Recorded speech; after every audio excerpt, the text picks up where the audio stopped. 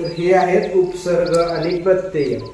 तर या ठिकाणी शब्दाच्या सुरुवातीला येते ते प्रत्यय आणि शब्दाच्या शेवटी येतात ते उपसर्ग.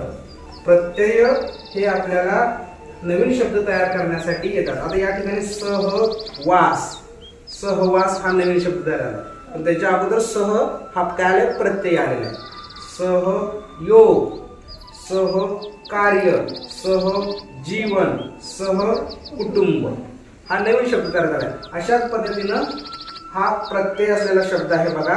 आता शेवटी उपसर्ग म्हणजे शेवटी येणारे शब्द. आता कला हा शब्द वेगळा आहे, चित्र हा शब्द वेगळा आहे. चित्रकला यापासून एक नवीन शब्द तयार झाला, चित्रकला. नाट्यकला, पाककला, हस्तकला, लोककला अशा आपल्याला 79 पट्ट्या त्या बॉक्समध्ये दिलेल्या आहेत. काल आपण जोडून पाहिल्या सगळ्यांच्या मध्ये, बरोबर आहे. आणि शब्दसाखळी सुद्धा आहे.